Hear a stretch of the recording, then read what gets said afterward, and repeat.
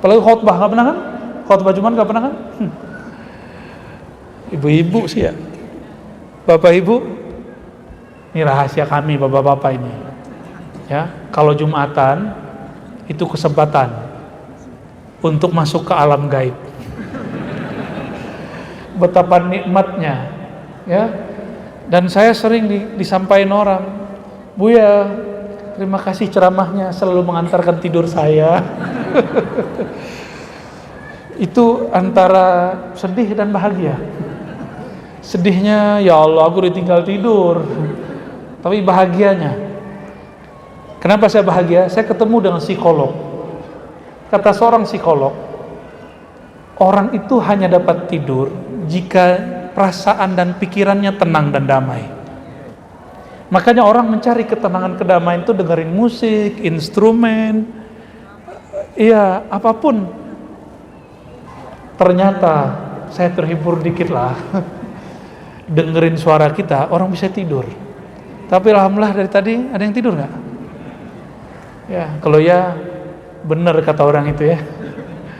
Allahumma sholli ala sayyidina Muhammad. Jadi di dalam diri ini ada satu wadah, ada satu media yang kita bisa masuk setiap malam. Itu yang disebut mati sebelum mati. Ternyata masuk ke dalam diri, itulah yang disebut mematikan diri sebelum mati. Gimana caranya? Dimulai dengan cara Rasulullah SAW. Gak usah aneh-aneh. Gak usah mandi pakai 7 air sumur. Itu kalau yang mau silakan. Gak dosa juga toh. Saya nyimpen 7 air sumur boleh gak? Boleh. Tapi kalau mau simple gak perlu begitu. Kita berwudu dengan air biasa. Nabi itu sering mandi tengah malam. Bukan hanya karena beliau punya istri banyak, tapi emang itu tradisi beliau. Suka mandi malam. Tapi beliau bebas, kadang beliau mandi siang. Nah, bagi ada beberapa orang yang mengambil rahasia ini, ada mandi sebelum subuh. Tapi cara mandinya dimulai dengan wudu. Jangan langsung guyur. Darah kita masih panas. Ada orang pingsan di kamar mandi. Ada, kenapa? Dia langsung guyur. Ya mungkin pembuluh darahnya pecah atau gimana, kita nggak tahu. Ya. Yang benar seperti Rasulullah ajarkan, wudhu dulu, kanan dulu, mulai dari kanan. Apa kata Rasulullah SAW? Ibda bitayammun, mulai dari kanan.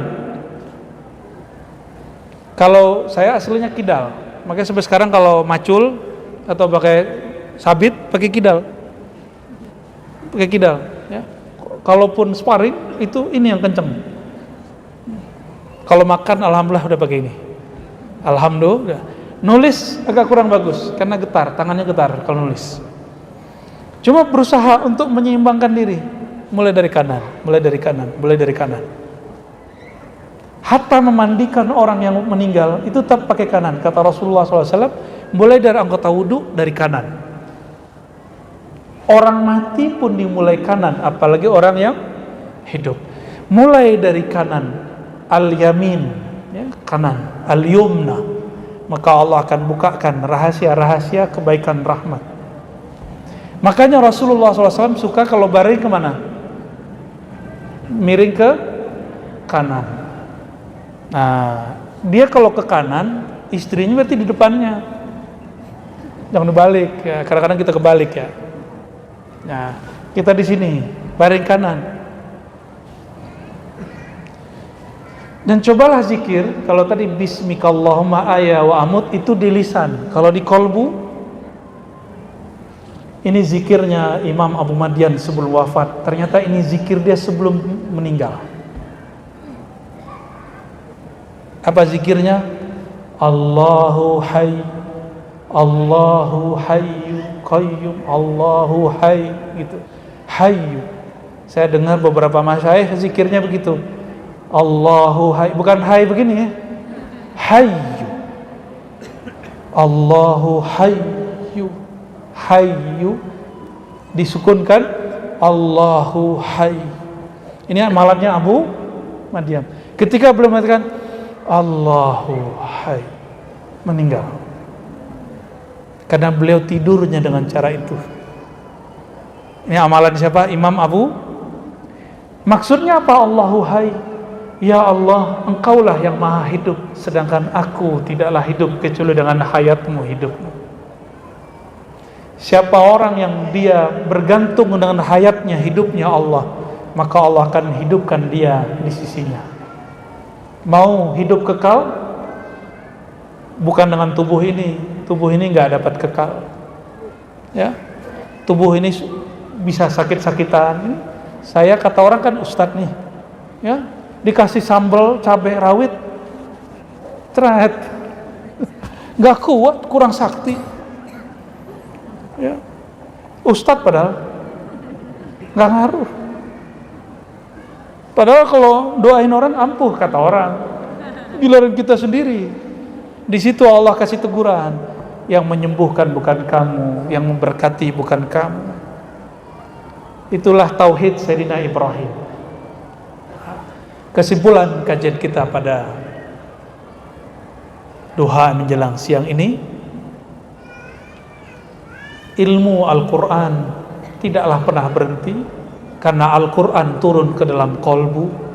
Maka saya mengajak, mumpung masjidnya baru, mari kita membaharukan kolbu.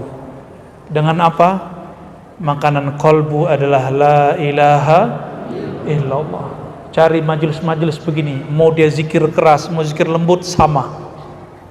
Ya, boleh zikir keras, boleh zikir lembut. Nggak usah debat lagi, itu zaman dulu orang debat, tahun 80-an, 70-an orang debat, zikir keras, zikir lembut. Sekarang cukup. Yang nggak suka, uskut, diem. Ya, kalau mau sebut dalil, ya udah amalkan sendiri. Yang senang amalkan, ya. Maka siapa saja yang baca la ilaha illallah, ahyallahu qalbah, Allah akan hidupkan hatinya. Semoga Allah jadikan kolbu saya dan kita semua yang hadir ataupun siapapun yang mendengarkan, jauhkah dia, dekatkah dia, Allah hidupkan dengan nur la ilaha illallah Muhammadur Rasulullah sallallahu alaihi wasallam.